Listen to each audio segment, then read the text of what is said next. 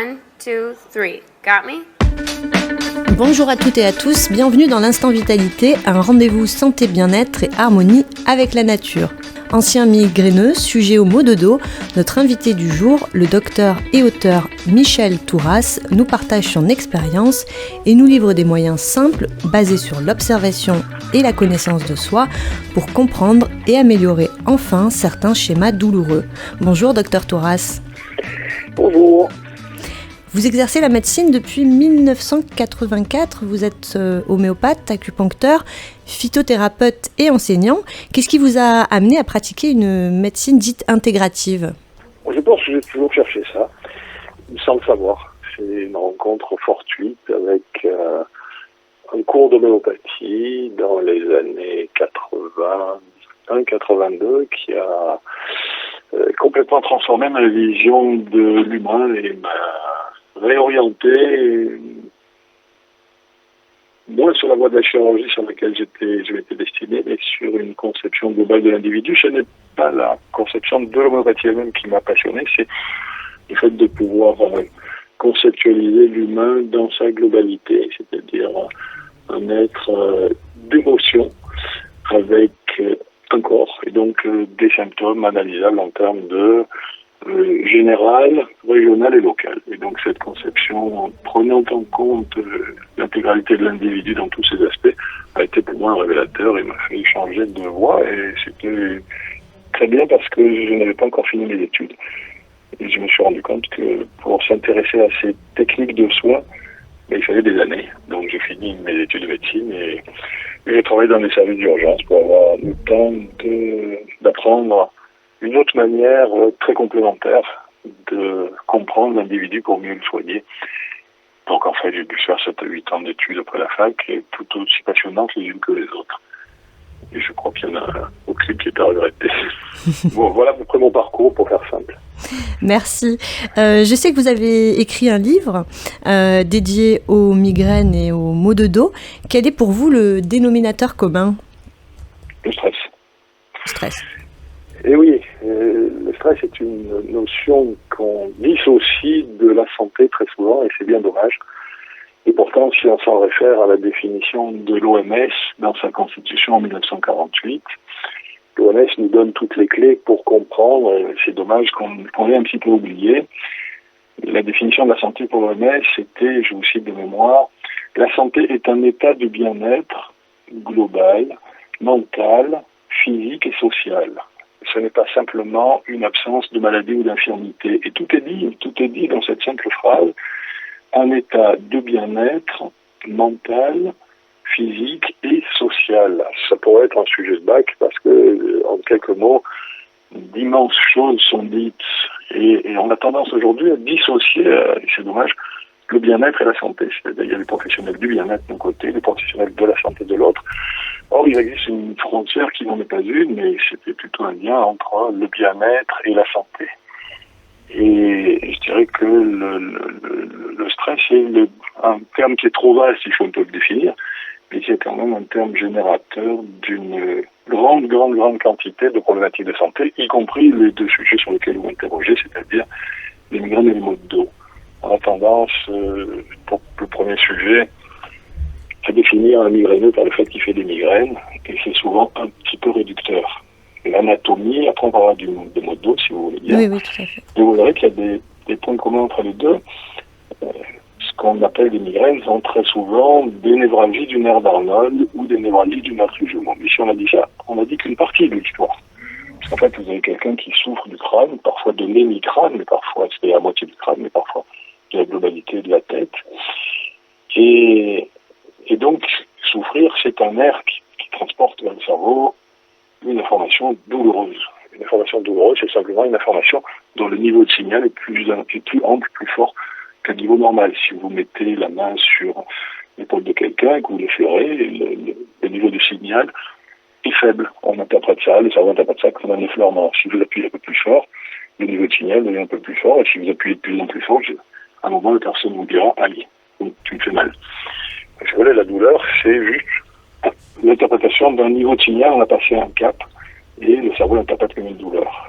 Un nerf est une substance qui a un organe qui est chargé de transporter des informations. Quand ce nerf se trouve comprimé, mais il accuse des informations qui sont des informations douloureuses. Et dans l'immense majorité des cas, les migraines sont des névralgies, c'est-à-dire des souffrances d'un nerf. Alors si on se replonge un peu dans l'anatomie, on va se rendre compte, par exemple, qu'on est très souvent soit sur le territoire du nerf d'Arnold, qui est un nerf qui part de la base du cou et qui vient, en s'anastomosant, je simplifie, se terminer, c'est presque vrai, mais c'est globalement intéressant de regarder cette idée, au niveau de la racine du sourcil. C'est pour ça que très souvent le migraineux, entre le pouce et l'index, appuie pour soulager un peu la migraine sur la racine du nerf, et là où les deux sourcils commencent. Et donc la migraine est, dans l'immense majorité des cas, une souffrance soit sur le territoire de ce nerf, le nerf d'Arnold, soit sur le trijumeau. Et si on se replonge dans l'anatomie, qu'est-ce qu'on découvre? Bien que le trajet de ce nerf peut se retrouver en conflit, c'est-à-dire en compression, par des masses musculaires qui sont très souvent la traversée au niveau du trapèze. Et donc, pour faire simple, beaucoup de phénomènes migraineux, qui étaient les miens d'ailleurs, sont explicables.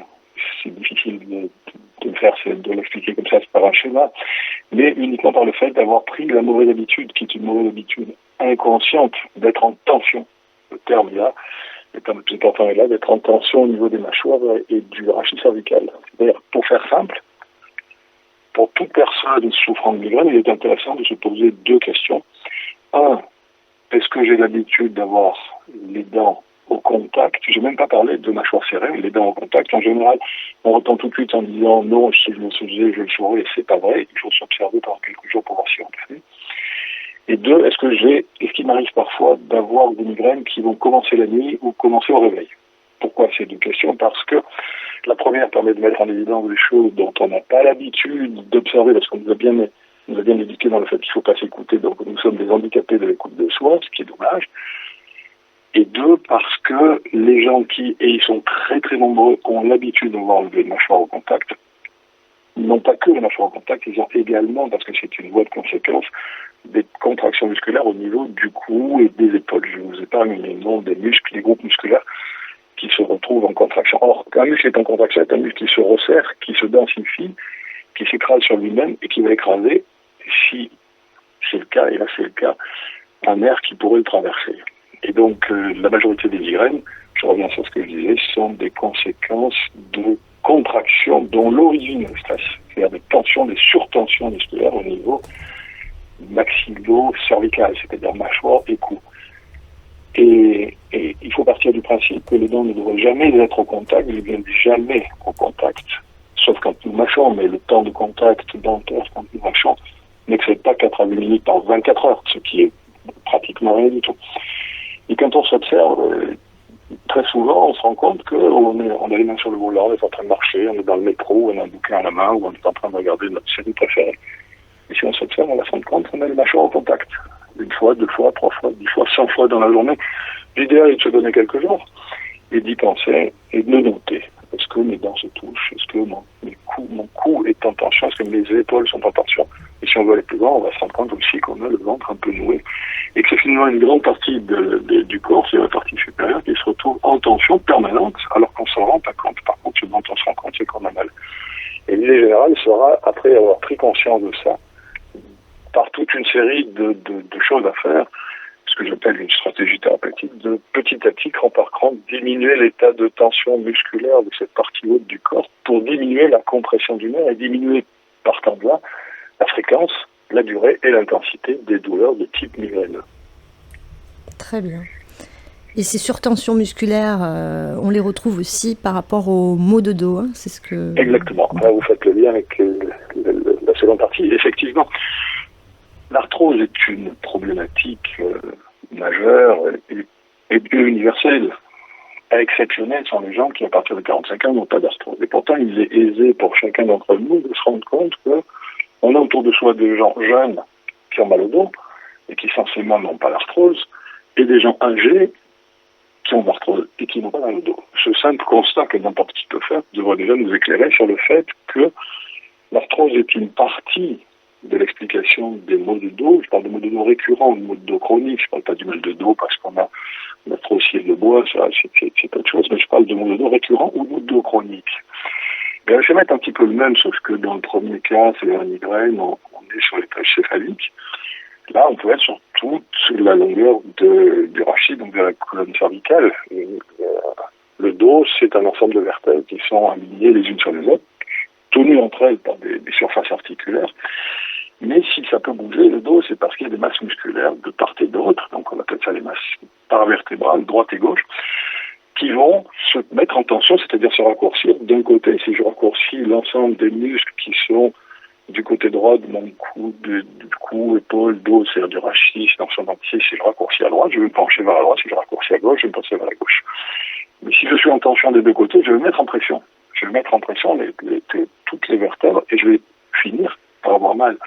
Je vais aller plus loin, ce qui peut surprendre, mais on peut également déclencher à l'extrême des protrusions discales, voire des hernies discales, sans forcément faire des efforts de soulèvement, uniquement parce que nous sommes en tension permanente. Et là aussi, il sera aidé de se rendre compte que une aggravation matinale des douleurs ne peut s'expliquer que par l'origine musculaire des douleurs.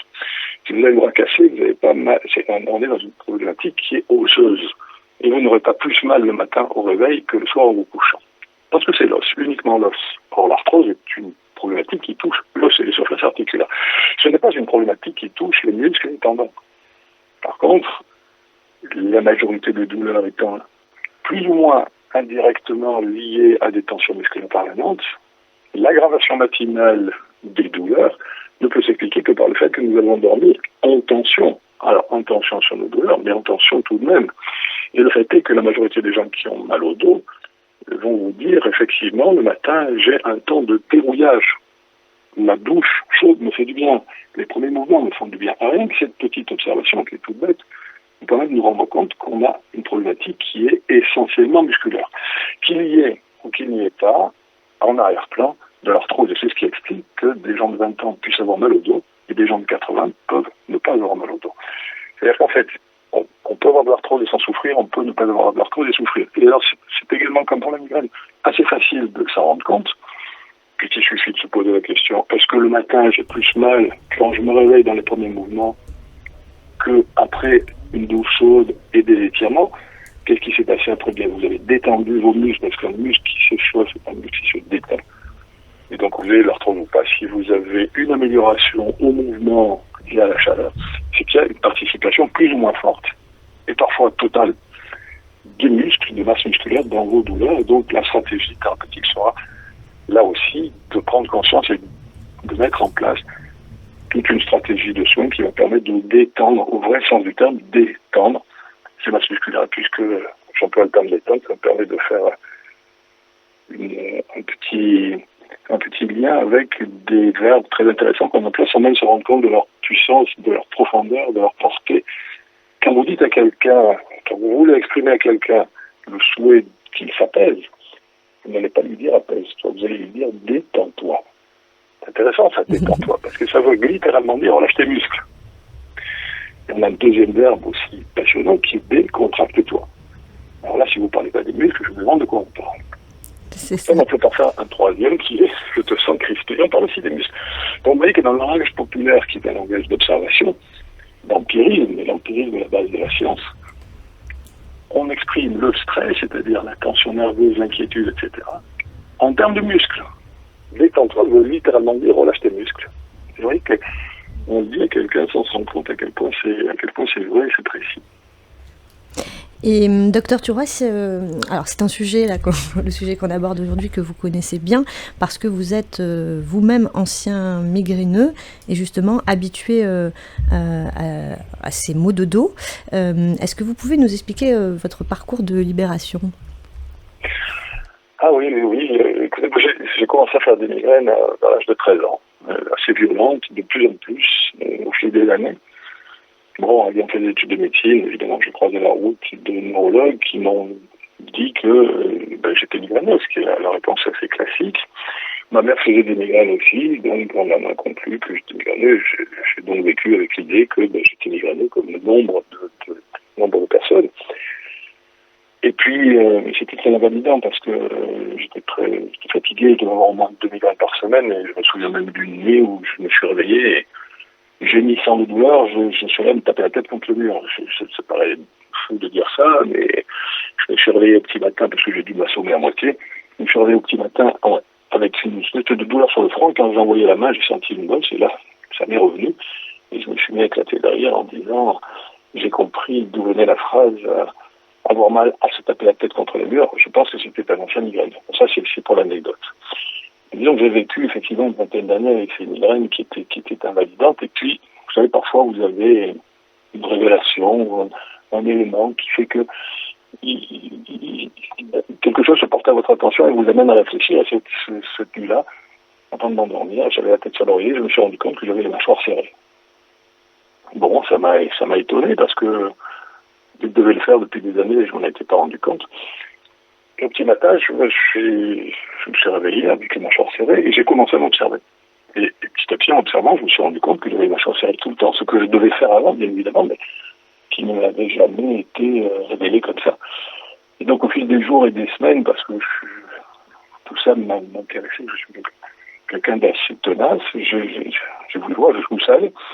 Et petit à petit, en m'observant, je me suis rendu compte que je me couchais avec les mâchoires serrées. Si je me réveillais la nuit, quelle que soit la cause, j'ouvrais la bouche, je me rendais compte que les mâchoires étaient serrées, du coup j'avais du mal à ouvrir la bouche, je tournais la tête à droite, à gauche en pleine nuit, c'était tendu, et petit à petit, quand je dis j'ai pris conscience, c'est pas intellectuellement, j'ai senti dans mon corps, à force d'instants d'observation que je recommande à mes patients, toutes mes mâchoires, mon cou, mes épaules étaient tendues tout le temps, que je sois dans la voiture, en train de marcher ou en train de consulter. Et petit à petit, ce qui est le cas pour tout le monde, quand vous commencez à répéter l'observation sur une partie de votre corps, votre perception devient de plus en plus fine. Et donc, je me suis rendu compte que l'apparition d'une migraine ne s'imposait plus à moi quand la douleur était intense, mais commençait à revenir à ma conscience un peu avant, c'est-à-dire avant que ce soit une douleur, une gêne. Et je me rendais compte que la gêne commençait au niveau occipital, c'est-à-dire sur l'arrière du crâne. Et puis petit à petit, à force de m'observer, avant que ça devienne une migraine, je me rendais compte que ma douleur, la migraine, avant d'être une migraine, commençait par une tension au niveau des épaules, au niveau du cou. Et petit à petit, je me suis rendu compte que tout ça, c'était lié aux mâchoires. Et là, ça a été pour moi une véritable révélation parce que je me suis dit, j'observe et je percevoir, c'est la vérité, qu'il y a un lien anatomique, perceptible entre mes mâchoires, mon cou, mes épaules et mes migraines. Et là, j'ai commencé à pouvoir démarrer une migraine, c'est-à-dire bien avant que ça soit une douleur, juste au stade de tension musculaire au niveau cervical, en faisant des mouvements respiratoires de relâchement, et bien, j'ai eu la grande victoire sur moi-même de pouvoir désamorcer un début de migraine avant qu'il soit migraine, quand il n'était que au stade de début, c'est-à-dire au stade de tension au niveau de la rachis cervicale et des épaules. Et puis, petit à petit, il m'a fallu 2-3 ans pour prendre le contrôle de ces tensions au niveau des mâchoires et des épaules. Et je m'en suis complètement débarrassé. Du coup, les migraines se sont espacées dans le temps, diminuées en intensité, diminuées en durée. Et ça a été une véritable libération parce que non seulement je me suis débarrassé des douleurs, mais en plus, en termes d'énergie, les gens, je l'ai écrit dans mon bouquin, d'ailleurs, j'ai écrit ce bouquin il y a une trentaine d'années, les gens qui dorment avec les mâchoires serrées se réveillent tous fatigués, il n'y a pas d'exception parce que ça pompe une énergie phénoménale. Même si on ne déclenche pas de douleur, vous avez des causes de fatigue chronique qui sont exclusivement liées au fait que les gens dorment en tension. Alors après, c'est facile à expliquer parce que c'est un peu comme l'histoire de la voiture. Si vous la laissez dans la rue avec le moteur qui tourne, vous consommez plus d'énergie que si vous éteignez le moteur. Alors, petite anecdote idiote, mais c'est vrai que si on dort en tension, on va bloquer le dos et on va dépenser beaucoup d'énergie. Donc on se réveille fatigué. C'est une cause de fatigue chronique et je ne parle même pas des douleurs. Donc, si vous voulez, que ce soit sur le chapitre des migraines, sur le chapitre des sciatiques récurrentes que j'ai eues, puisque tout ça, finalement, je me suis rendu compte que c'était lié, j'ai réussi à régler ce problème au fil des années en travaillant sur moi avec des techniques, que ce soit l'acupuncture, la phytothérapie, l'exercice de yoga, le contrôle de la respiration, et surtout la prise de conscience de mes tensions, de mon schéma corporel en tension. Et c'est pas si facile que ça. Je dis pas que c'est compliqué, mais c'est pas si facile que ça parce que culturellement, on nous enseigne qu'il ne faut pas nous écouter, que c'est péché. Parfois, vous avez un patient qui arrive au cabinet qui vous dit « Vous savez, docteur, moi, je ne m'écoute pas », comme si c'était une qualité de ne pas s'écouter. En tout cas, ça nous a été vendu comme une qualité, mais je pense que c'est un défaut. Donc, si vous voulez, voilà le lien globalement brossé entre une grande partie, je ne dis pas que tous les maux de dos sont liés, attention, parce qu'il y a une grande partie, et les migraines également. Et en fait, il suffit pour chacun d'entre nous de s'observer de manière attentive et de se dire, ne serait-ce que quelques jours. Si vous répondez oui à la question, que ce soit migraine ou maux de dos, si vous aggravez au réveil, ou parfois déclenché au réveil ou pendant la nuit, et le fait que la chaleur, le mouvement doux et l'étirement me fait du bien, c'est qu'on est dans du muscle, on n'est pas dans de l'os. Voilà à peu près la réponse à votre question. Oui, en fait, ça c'est aussi des manières d'observer et de se dire voilà, si j'observe ce type de signes, c'est que ce qui a marché pour le docteur Touras pourrait aussi éventuellement fonctionner pour moi. Mais pour en savoir plus, parce que là notre émission touche à sa fin, docteur. Oui. Pour en savoir plus, j'invite les auditeurs qui le souhaitent à se procurer votre livre Stress, migraine et maux de dos, qui est disponible sur votre site internet drmicheltouras.fr. Et je crois qu'une partie des bénéfices du livre sont de plus reversés à une association, il me semble. En fait, la totalité des bénéfices. Je n'ai pas écrit ce bouquin pour gagner des sous, mais pour essayer de transmettre un petit message. Observez-vous, et puis vous verrez bien ce qui se passe. Et donc, l'intégralité des bénéfices de cette association est reversée à des associations autres qui, elles, s'intéressent à la protection de la nature, des animaux et à l'éducation des enfants. Voilà. Donc, en fait, on peut dire qu'on fait une bonne action quand on achète ce bouquin. L'argent ne va pas dans la poche. Mais c'est un message qui peut être intéressant pour beaucoup de gens de s'observer. Docteur Touras, merci beaucoup pour votre partage de plus durant vos congés. Je rappelle que les conseils dispensés dans cette chronique ne se substituent en aucun cas à aucun traitement médical et ne vous dispensent pas d'une consultation chez votre professionnel de santé habituel. Nous nous retrouvons la semaine prochaine pour un nouvel épisode de l'Instant Vitalité. En attendant, prenez soin de vous.